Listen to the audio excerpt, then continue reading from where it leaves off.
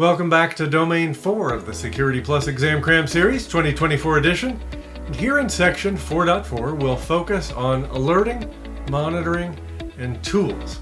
We'll start off our session with a look at some core monitoring concepts before we dig into a range of activities like log aggregation, alerting, and scanning. And then we'll examine a variety of tools, from some you may be familiar with, like antivirus and DLP, to some that may be a bit less familiar, like NetFlow and the all-important Security Information Event Management.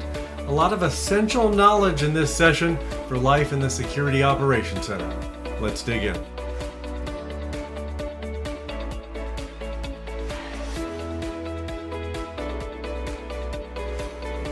Welcome back to the Security Plus Exam Cram Series 2024 edition. And in our continuing coverage of Domain 4, we'll take a look at security alerting and monitoring.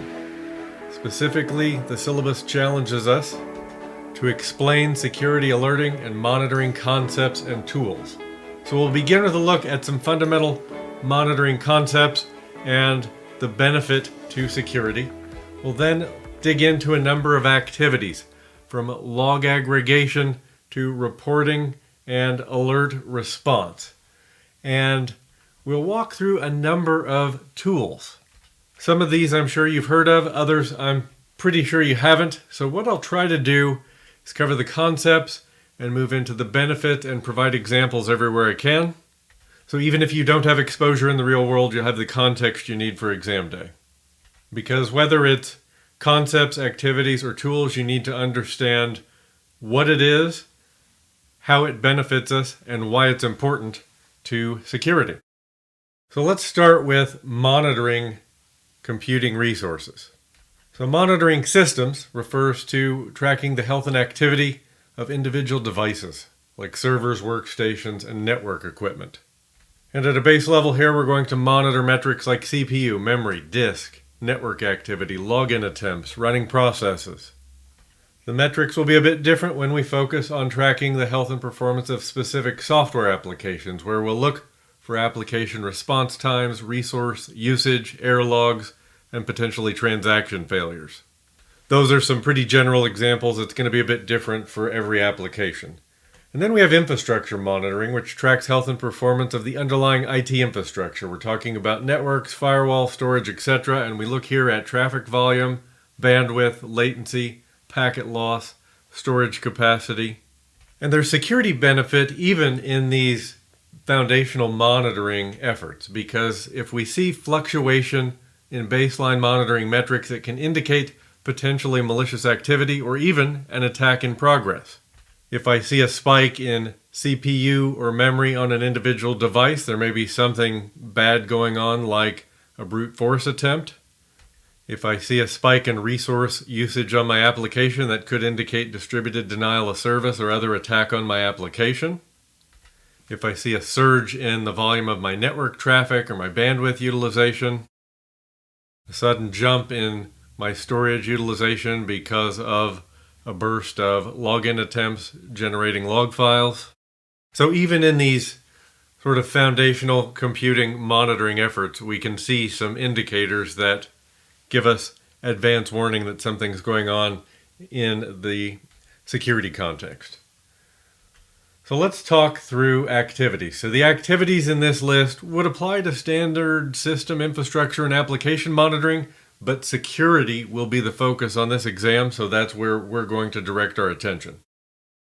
So log aggregation is very important to security. Your security tools collect logs from various systems, applications, and network devices, and by aggregating those logs to a central source, it eases the analysis and threat detection process, especially if we're aggregating those logs to a system like a Security Information Event Management system that will typically standardize the event format to a common schema. We can then perform one query that brings information back across multiple disparate log sources.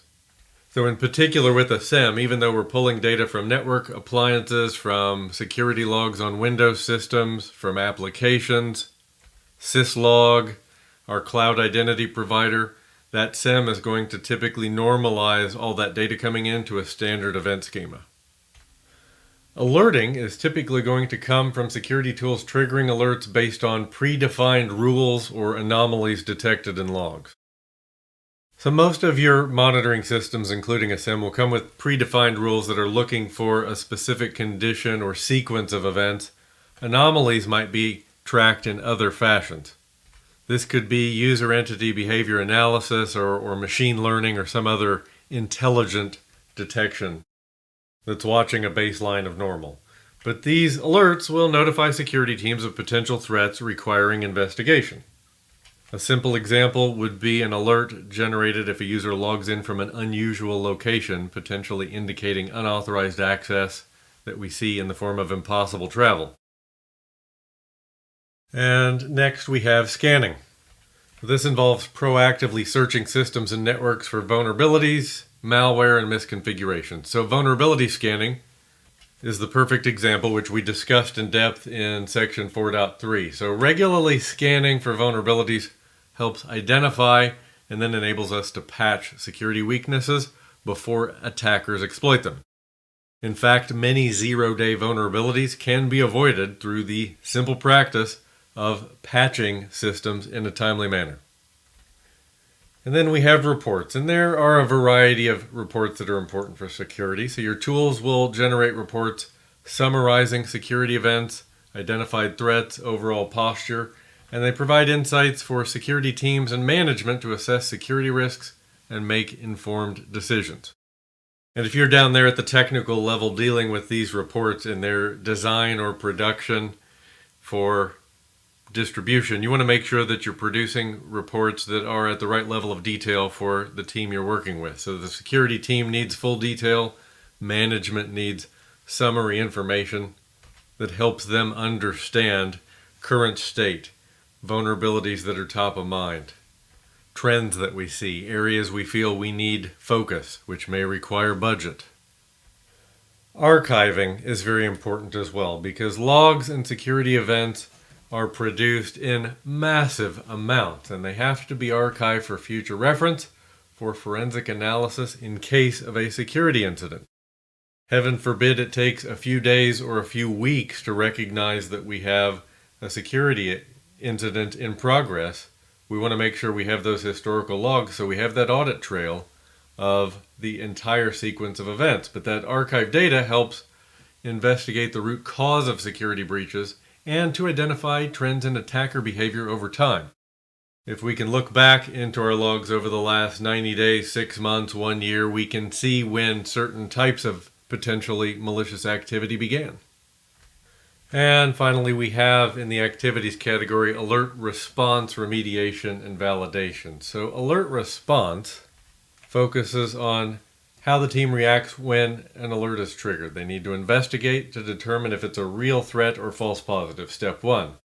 And if it is real, steps need to be taken to contain the damage and remediate the issue.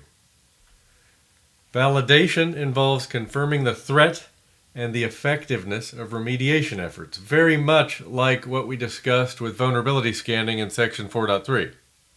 So there we talked about validating through rescanning to see if the vulnerability showed up on the next report, or how an audit might go deeper into the solution, but not just what we did, but how we did it. And then a third potential validation option of actually testing to see if the vulnerability has been remediated. Sometimes quarantine is necessary. And this might mean quarantine in the context of a piece of suspected malware. It could be an email with a malicious attachment. It could be quarantining an entire system in the case of an EDR or XDR solution. But they all have the same goal, and that is to prevent further spread of any threat. And alert tuning is a part of just about any monitoring tool. We have to fine-tune alerts to reduce false positives, to adjust the system to the right fit for our environment, for what's normal in our environment, in our systems, in our applications, in our infrastructure. And this is typically a process that takes place in small doses in the first few weeks of a system deployment. Like we can deploy a cloud-based SIM solution in a matter of hours or days, but then we will spend a little bit of time 3, 4, 5 times a week for the first month or two, really just tweaking the alerts and the rules to our environment. And you get to a steady state over time, and then the effort becomes small and manageable. But none of these monitoring tools ever come right out of the box working perfectly in your environment without the need for at least some tuning. And these activities really apply to SIEM systems, XDR, intrusion detection and prevention, a cloud access security broker or CASB, and even other tools. They're each monitoring our environment from a different angle, from a different perspective, but they're all producing alerts, and we need to validate and tune and remediate across all of them. We're going to move on to tools, and we'll start with SCAP, which is Security Content Automation Protocol. It's a set of open standards that facilitate automated management of vulnerabilities and security policy compliance. So I want to take you through the benefits of SCAP and then give you a couple of examples so you're ready for exam day. So the first is automation. SCAP automates vulnerability management tasks, saving time and resources for security teams. Automation is a theme you're going to hear frequently when it comes to security incident analysis and response. Standardization. So SCAP promotes a standardized approach to vulnerability management, enabling interoperability between different tools and improved accuracy. Automation reduces the risk of human error in vulnerability scanning and assessment. And SCAP also helps with compliance. So it helps organizations comply with security regulations that require vulnerability management and configuration control. We see SCAP used commonly in SIEM solutions, vulnerability scanners, and other security configuration management tools. Next, we have benchmarks. And this is a quick refresher from section 4.1. We actually talked about benchmarks in our discussion on baselines, so I want to just give you the quick walkthrough again for reinforcement. So we have a control, which is a high-level description of a feature or activity that needs to be addressed and is not specific to any technology or implementation. We then have the benchmark, which contains security recommendations for a specific technology, like an IaaS VM, or an operating system, or an enterprise application. And then we have the baseline, which is the implementation of the benchmark on the individual service.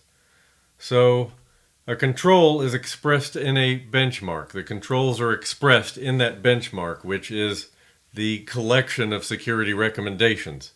And the benchmark is implemented through a baseline.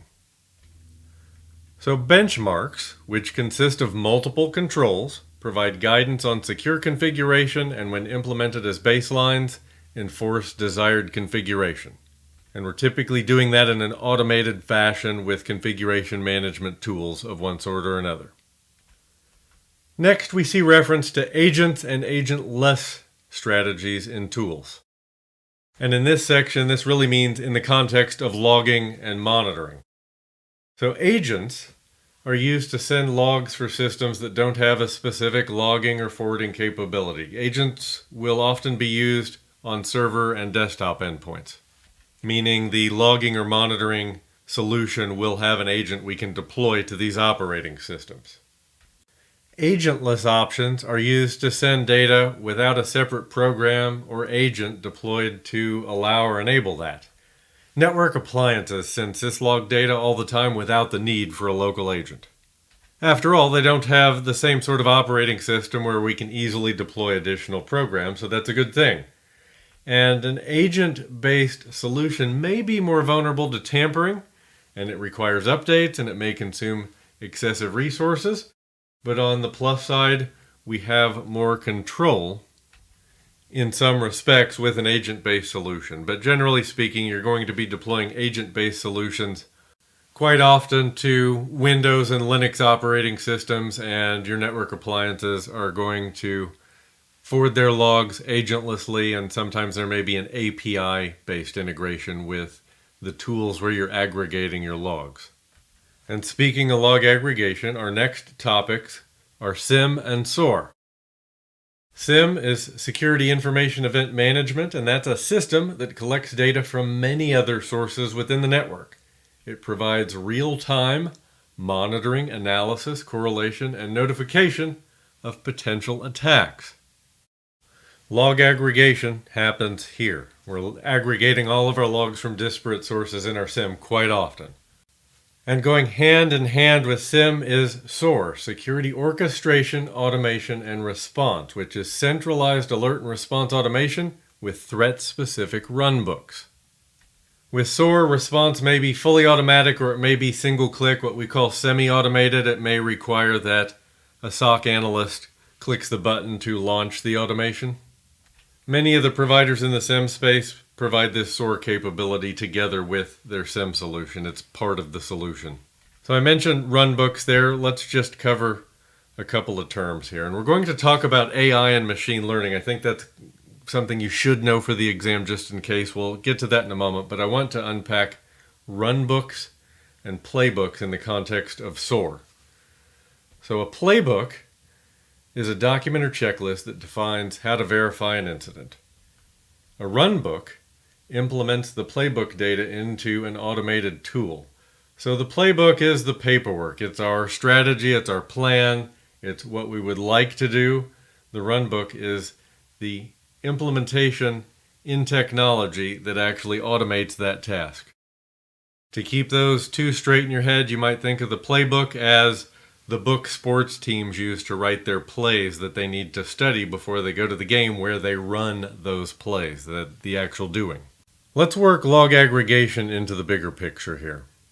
So I want to walk through high-level role of log aggregation to incident analysis and response procedures in the Security Operations Center, the SOC.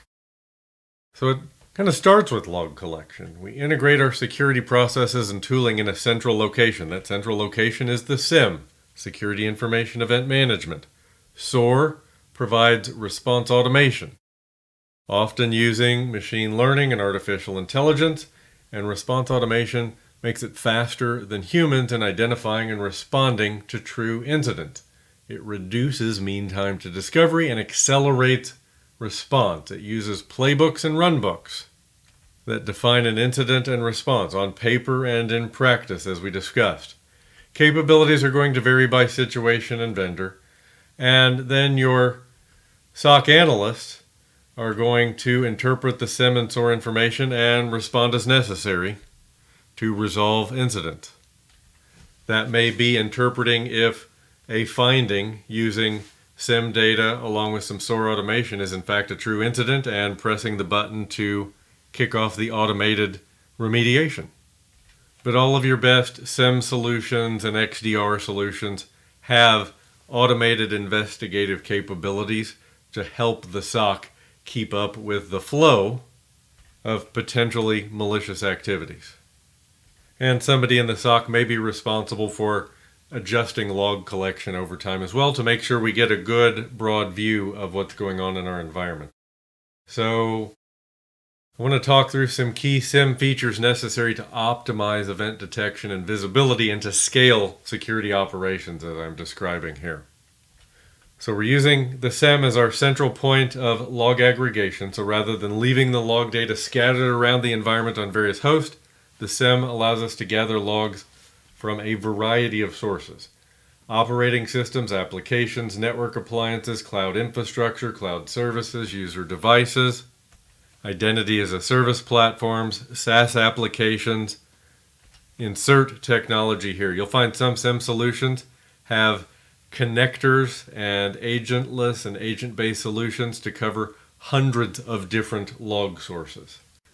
And I want to cover a few foundational terms here because I think knowing the difference between these may prove helpful on the exam. So we have artificial intelligence, which focuses on accomplishing smart tasks, combining machine learning and deep learning to emulate human intelligence. Machine learning is a subset of AI. These are computer algorithms that improve automatically through experience and the use of data. And deep learning is a subfield of machine learning concerned with algorithms inspired by the structure and function of the brain called artificial neural networks. AI and machine learning come up commonly in discussions with tools like the SIM. and increasingly are foundational components when it comes to cybersecurity tooling. Along these lines, when we get to log analysis, there are some other techniques, some smart techniques that may come up. So user entity behavior analysis, or UBA, which is based on the interaction of a user that focuses on their identity and the data they would normally access on a normal day. It sort of charts the devices the user normally uses, the servers they normally visit. It creates a baseline of normal over a period of time. Usually it's going to be a few days. There's sentiment analysis, which is using artificial intelligence and machine learning to identify attacks. So sentiment analysis can monitor articles on social media, look at text, and analyze the sentiment behind articles. And over time, it can identify users' attitudes toward different aspects of cybersecurity. I want to explore SIM with you a bit further and talk through the key SIM features necessary to optimize event detection and visibility and to scale security operations. So SIM solutions will support investigative monitoring. Basically, when manual investigation is required, the SIM should provide support capabilities like querying log files and generating reports. And so the idea of the SIM is we're bringing data in from all of these different tools, from our body of data, our applications, our identity platform, our endpoints, our infrastructure. And the SIM normalizes that data into a common event schema so we can perform manual investigation across all of that data in one place. It gives us broad visibility across the environment and better context in log searches and security investigations.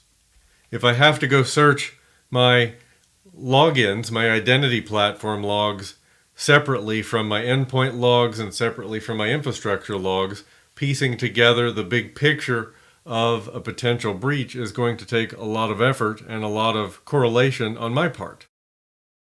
But when we have a SIM solution that's consuming those logs from all those different sources, normalizing that data and giving us one place to search all that data, it's going to accelerate our investigative capabilities. And then when we couple SIM with SOAR, all of that log data and complex response automation via SOAR become possible. So let's touch on reporting and dashboards briefly. So our SIM solution will typically give us a centralized dashboard, visibility into the information on threats in real time in one central location. Sensors are going to be deployed across our network, monitoring and collecting changes in network patterns, in log file entries as they occur, and this is going to vary by solution and device. It may be a sensor, syslog, text log, API, or other format, so we know that the sources of log ingestion are going to vary. We need to think about sensitivity because we can monitor our data communications that might include personally identifiable information, protected health information, other sensitive data, and in that process, we can identify potential concerns related to data privacy, to data confidentiality.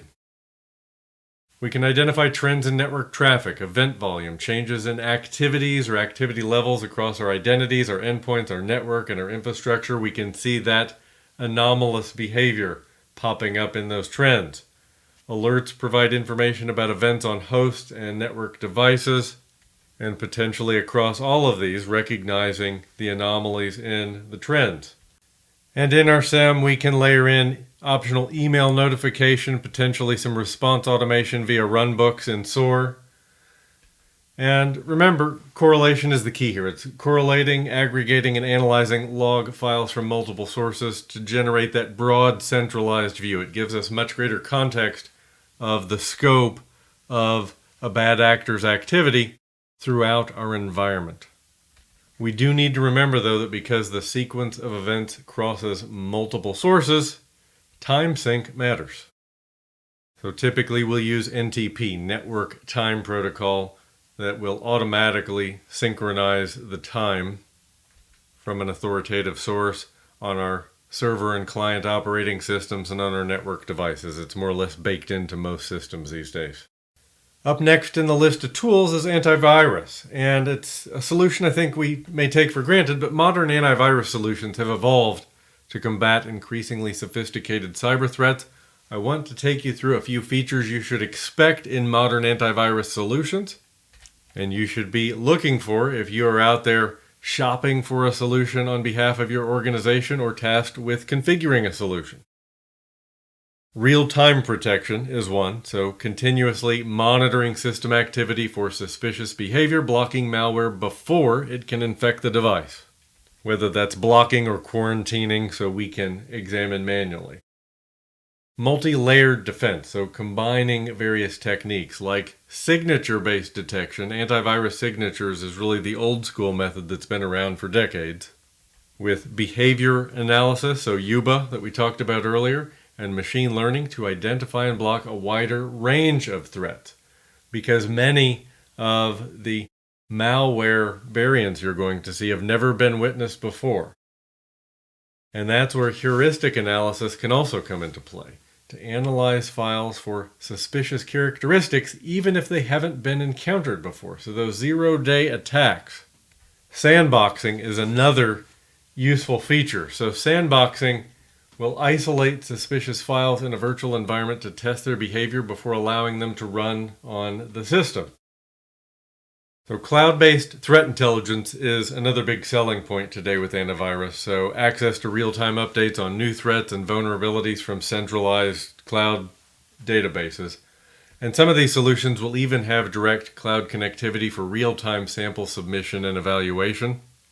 So I've actually seen that play out in demonstration years ago, and I remember the first time I saw that, the demonstrator executed a never-before-seen virus on one system, and he attempted to execute it again 3 seconds later on another computer there on the stage, and it was effectively blocked because the antivirus solution had direct cloud connectivity, so the first system had submitted the sample of what it thought was malware. The cloud intelligence had decided, yes, this was malware, and automatically instructed the other system to block it. All right, moving on, let's talk about data loss prevention, next on the list. Simply called DLP for short. It's a system designed to identify, inventory, and control the use of data that an organization deems sensitive. It spans several categories of controls, from detective and preventative to corrective, meaning it may have capability to detect unwanted access, to prevent unwanted access, and to correct access that we would like to revoke even. Policies can typically be applied to email, SharePoint, cloud storage, removable devices, and even databases. But what DLP is, said a bit more simply, it's a way to protect sensitive information and prevent its inadvertent disclosure. It can identify, monitor, and automatically protect sensitive information in documents, and it monitors for and alerts on potential breaches. Policy violations like oversharing can be alerted on automatically many times. And a core principle around data loss prevention solutions is that protection must travel with the document, file, or other data, preventing local override of the DLP protections. DLP solutions typically allow us to apply a sensitivity label to documents, and it may apply that sensitivity label automatically based on the sensitive data types that it detects in those documents. So let's move on to SNMP, which is Simple Network Management Protocol. SNMP is used to monitor and manage network devices like routers and switches. It can be used to modify device configuration or report status to a management system. Agents installed on devices send info to an SNMP manager through notifications known as SNMP traps. Remember, SNMP v1 and v2 both have vulnerabilities, including sending passwords across the network in clear text, but SNMP version 3 encrypts credentials before sending them over the wire, making it a secure protocol. I would remember this distinction for the exam. Next, we have NetFlow. NetFlow is a feature available on many routers and switches that can collect IP traffic statistics and send them to a NetFlow collector.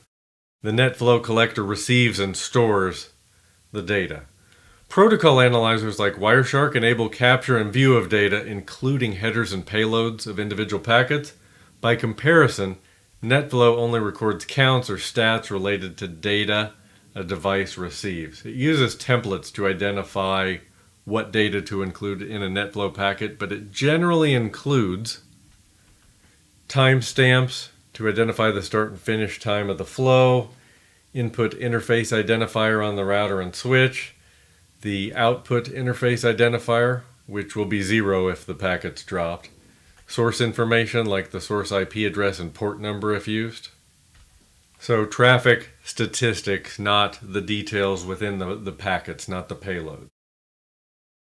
So we've talked about vulnerability scans in section 4.3. Let's talk about the role of vulnerability scans in monitoring and maintenance. So we know a vulnerability scan is to identify weaknesses in your IT infrastructure. It uses automated tools to scan systems for known vulnerabilities. So it's looking for those vulnerabilities that have been published so it can give us the CVE when it's discovered in the scan. It reports the identified weaknesses and categorizes their severity, usually with that CVE item, and it may suggest potential remediation steps depending on the solution. But regular vulnerability scans can verify the efficacy of your configuration management, identifying both new issues and potentially regressions, issues that we've solved in the past but have somehow crept back into our environment. And what you'll find is a monthly vulnerability scan establishes a pattern in which the team can quickly spot negative changes month to month. They get a good picture of what normal looks like over time, so they'll recognize when they see something pop up on the report that they have solved before. All right, my friends, that brings us to the end of section 4.4. I hope you're getting value from the series. As always, if you have questions, leave me a comment below the video, reach out directly on LinkedIn, always happy to help. I'll look forward to seeing you back here for section 4.5 in a day or two. And until next time, take care and stay safe.